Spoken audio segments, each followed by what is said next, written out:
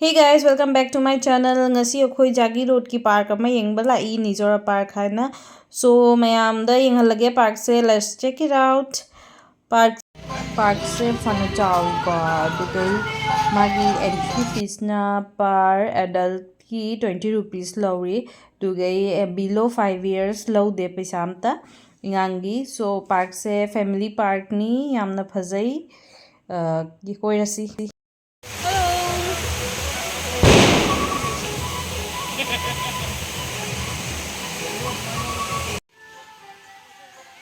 से यंगू में आम क्या फजई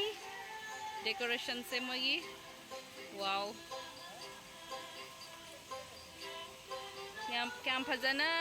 पानी सिंह से कटिंग तो न थमीनी को याम न जंजर रोय कई नो याम शुंग बनी न को नापी का लेम बेय थवाई तोक न तोकन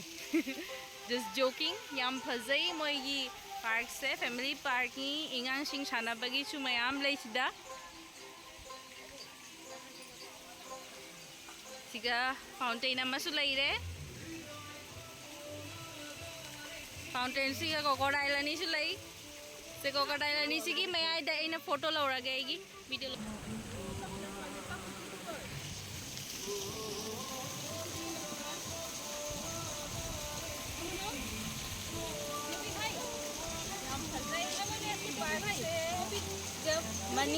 मनिंग द फजबा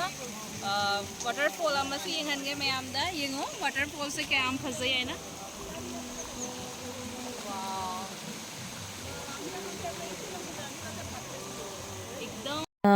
मफम से को यामना पीसफुल ओइबदो यामना पुकनिंग का याम नुक्सिरई यामना फजई इंगना नुंगाई यामना मफम से मीसु याम तिंगदे यामना फजई मफम से असोंदा मा स्टेच्यू से कार्बी ट्रेडिशनल ड्रेस नि को ते लेडीज ना सेट प उली से इंगांग पोरगा इंगांग मसम्मगा माना टी गार्डन दा थबक तौबगी सेंबल उलिनि आबको ममई विलेज दा तौबदो यामना नुंसी फजई यामना को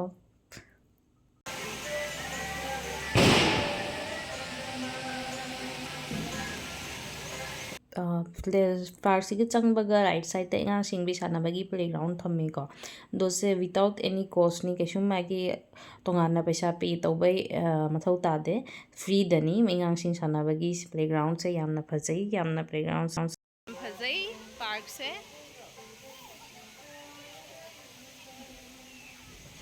ये मैम लाए अखोई खरा थेंगे ngasi lakpada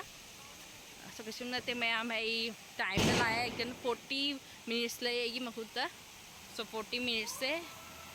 ये ngasi फजई yang rain lily wow kita ya ma'am waterfall से yang wow से waterfall का park से so मैम नहीं कहीं नो लोइना कवर तौबा होना लोइन पुना मा कवर तौबा होना के मैम दा उलके को तो मैम दी ngasi waterfall ondamu chakhalasi waterfall से यामना फजई मनाक दगी मागी सीन से सीनरी से यामना फजई दुगई वाटरफॉल की इसिंग से यामना लाउड होइना लाकपदो मखोंदो एकदम मथक तारकपनिना ने यामना लाउड होए मखोन से दुगई इसिंग वाटरफॉल से चंगन बधा इंगली तौरना यामना नुंगाइगा सो मी मैम सु फोटो का लौनारी आई सु फोटो खरा काप के खलबनी सो यंगसी कमाइन तौरी वाटरफॉल से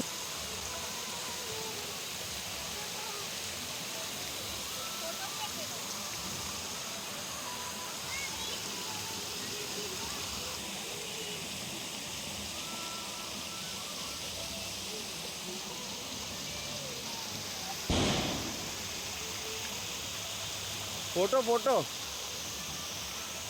सो मैम ये फोटो क्लिक खरा तौगे तौरीको दो कैमरामैन से रेडी होइदि कैमरामैन से नेचुरल व्यू येंगबदा बिजी होइरिको तर मतम मान लौबी दोबे बस होय किता जावे अस कइनो हे लौवे लौबी दीनी ओ लास्टली एगी फोटो लौरे पिक्चर अमनी खा पिक्चर दुसु मैम एटा येंगलके मथक करी ले ngasi lao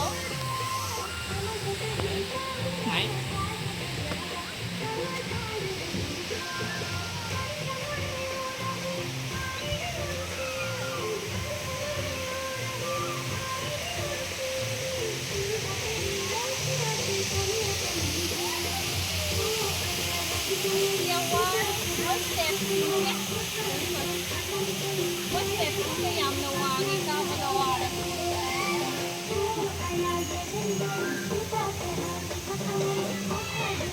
Playground da ichanupi sanahori masa kauge kaubaga mata de sanabada da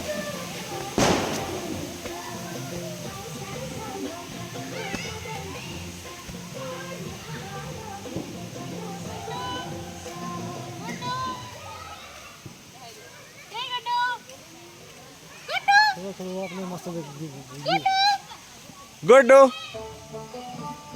मतलब नहीं अभी ऑरेंज में Guddu finally ma tare hai tore aksigi area se yam chawi ko di ching moi ka ga lambi sem bani na ko ka ba se khatang di wai mi khatang exactly khatang ka ba khop di khatang but park se yam na phajai city life da yamna congested mafam da leiraga ko sumaina naturally sumaina ching kai kang da koi ba tholak pa se yamna imon se nungai yamna nature gi positive vibe phangi ko yamna phajai mafam se yamna peaceful oibado imon ka se dam kai haini garden oire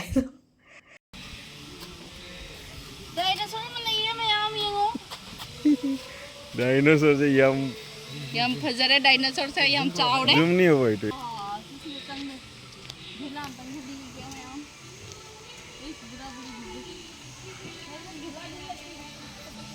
इधर मस्त है तो resto वो हो भाई ध्यान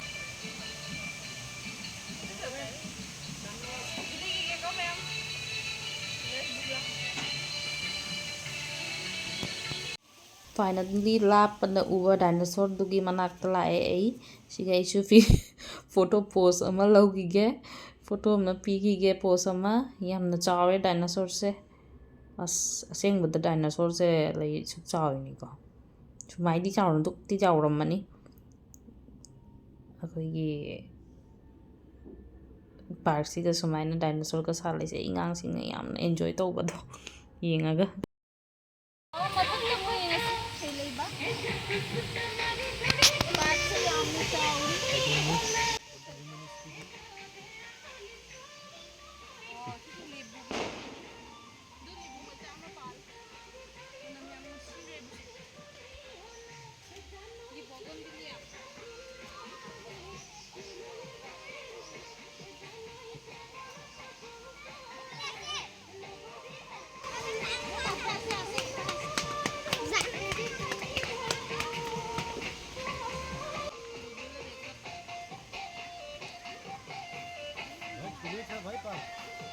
थोड़ा था Next time aku melakukan tani pura cover tongno da park se. Very big park.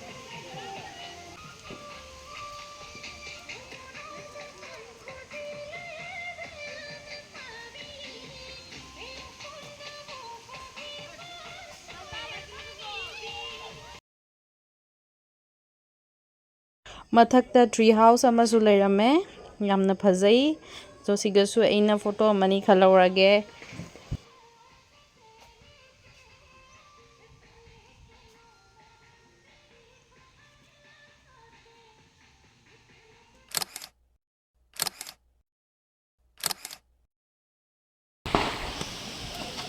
We left only 10 minutes to cover park. Cameraman, focus. Focusing you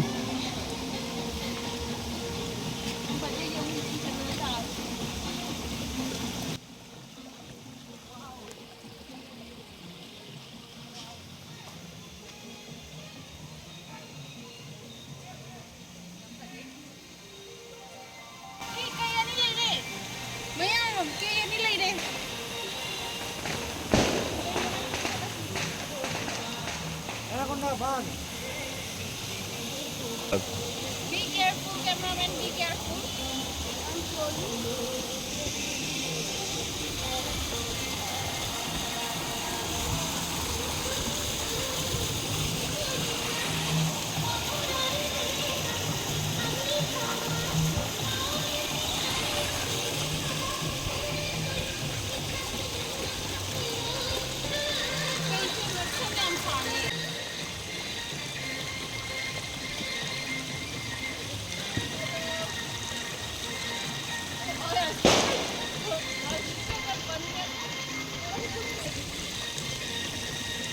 ꯃꯌꯥꯝ ꯀꯩꯁꯦ ꯏꯁꯤꯡ ꯌꯥꯝ ꯈꯧꯔꯥꯡꯉꯦ ꯏꯁꯤꯡꯁꯦ ꯌꯥꯝ ꯂꯤꯌꯦꯕ ꯁꯣ ꯑꯩ ꯏꯁꯤꯡ ꯑꯣꯏꯅ ꯄꯤꯊꯒꯦ ꯀꯩꯗ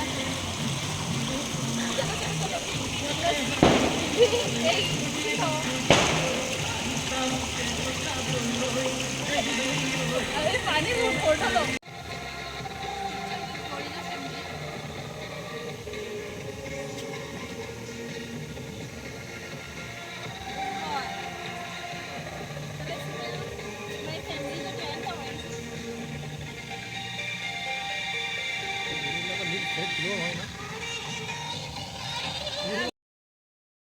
ꯏꯁꯩꯁꯦ ꯃꯅꯤꯡꯗꯀꯣ ꯕꯦꯛꯒ꯭ꯔꯥꯎꯟꯗ ꯌꯥꯝ ꯀꯟꯅ ꯊꯥꯖꯟꯕꯗꯣ ꯄꯥꯔꯛꯇꯀꯣ ꯑꯗꯨꯅ ꯋꯥ ꯉꯥꯡꯕꯁꯦ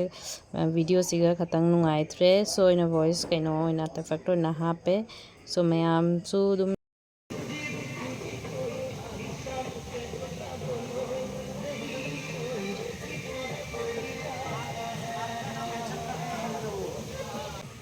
मुंह काटा था इसका हाथ में उंगली की नाटन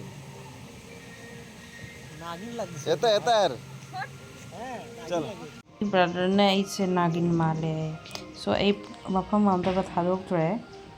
ꯂꯣꯏꯗ ꯄꯤꯛꯆꯔ ꯑꯃꯃꯝ ꯂꯧꯔꯦꯀꯣ ꯃꯐꯝ ꯈꯨꯗꯤꯡꯃꯛ ꯁ꯭ꯇꯦꯆꯨꯗ ꯍꯥꯏꯗꯤ ꯔꯥꯏꯅꯣꯁꯤꯒꯤ ꯃꯌꯥꯏꯗ ꯐꯝꯃꯒ ꯃꯑꯣꯡ ꯑꯃꯈꯛ ꯂꯧꯔꯒꯦ ꯄꯤꯛꯆꯔ ꯑꯗꯨꯒ ꯑꯩ ꯌꯨꯝ ꯍꯟꯅꯕ ꯇꯧꯔꯅꯤ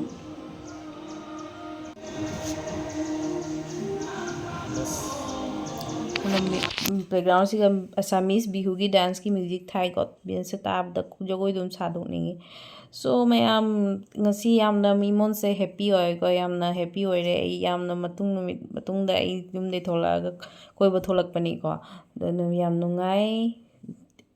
ꯄꯥꯔꯛꯁꯤꯁꯨ ꯌꯥꯝꯅ ꯅꯨꯡꯉꯥꯏꯔꯝꯃꯤ ꯑꯩꯅ ꯑꯦꯛꯁꯄꯦꯛ ꯇꯧꯒꯒ ꯐꯖꯔꯝꯃꯦ ꯌꯥꯝꯅ ꯄꯥꯔꯛꯁꯦ ꯁꯣ ꯏꯆꯥꯅꯨꯄꯤꯁꯨ ꯃꯕꯣꯛꯀ ꯕꯤꯖꯤ ꯑꯣꯏꯔꯤ ꯄ꯭ꯂꯦꯒ꯭ꯔꯥꯎꯟꯗ ꯁꯣ ꯑꯩꯁꯨ ꯐꯖꯅ ꯉꯁꯤ ꯀꯣꯏꯊꯣꯛꯄ ꯉꯝꯃꯦ ꯁꯨꯃꯥꯏꯅ ꯄꯦꯔꯦꯟꯁ ꯑꯃ ꯂꯩꯔꯗꯤꯀꯣ ꯑꯩꯈꯣꯏꯁꯨ ꯈꯤꯇꯪ ꯇꯥꯏꯝ ꯐꯪꯉꯦꯕ ꯀꯣꯏꯊꯣꯛꯄꯒꯤ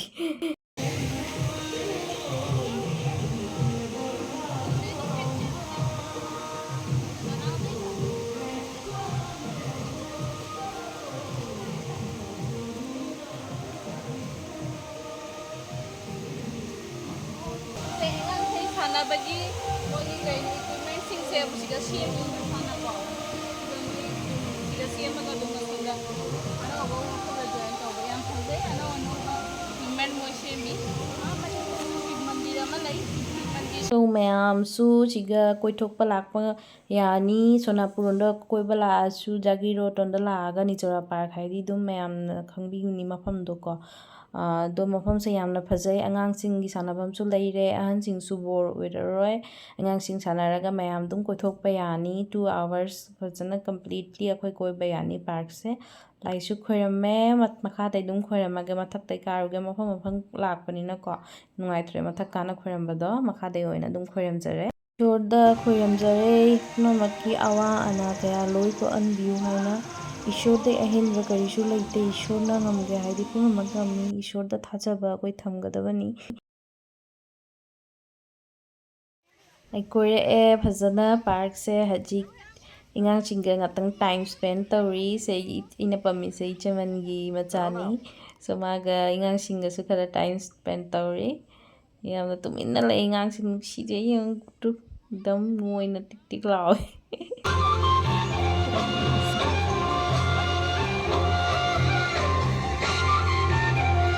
ꯁꯣ ꯃꯌꯥꯝ ꯚꯤꯗꯤꯑꯣꯁꯦ ꯁꯤꯗ ꯑꯗꯨꯝ ꯂꯣꯏꯁꯤꯟꯖꯔꯒꯦ ꯃꯌꯥꯝꯅ ꯅꯨꯡꯁꯤꯕ ꯄꯤꯕꯤꯔꯝꯃꯨ ꯂꯥꯏꯛ ꯄꯤꯕꯤꯔꯝꯃꯨ ꯁꯕꯁꯀ꯭ꯔꯥꯏꯕ ꯇꯧꯕꯤꯔꯝꯃꯨ ꯂꯥꯁꯂꯤ ꯑꯩꯅ ꯄꯥꯔꯛꯁꯤꯒꯤ ꯏꯟꯐꯣꯔꯃꯦꯁꯟ ꯃꯌꯥꯝꯗ ꯈꯔ ꯄꯤꯖꯔꯛꯀꯦꯀꯣ ꯄꯥꯔꯛꯁꯦ ꯒꯨꯋꯥꯍꯥꯇꯤꯗꯤ 50 kilometers ꯂꯥꯞꯄꯤꯀꯣ ꯖꯥꯒꯤꯔꯣꯗ ꯀꯧꯕ ꯃꯐꯝꯗꯨꯒꯅꯤ ꯄꯥꯔꯛꯀꯤ ꯃꯤꯡꯅ ꯅꯤꯖꯣꯔꯥ ꯄꯥꯔꯛ ꯀꯧꯏ ꯌꯥꯝꯅ ꯐꯖꯩ ꯃꯌꯥꯝ ꯗꯦꯐꯤꯅꯦꯠꯂꯤ ꯀꯣꯏꯕ ꯂꯥꯛꯄꯤꯌꯨ ꯌꯥꯝꯅ ꯐꯖꯩ ꯁꯣ ꯕꯥꯏ ꯃꯌꯥꯝ ꯂꯣꯏꯁꯤꯟꯖꯔꯒꯦ ꯁꯤꯒꯗꯤ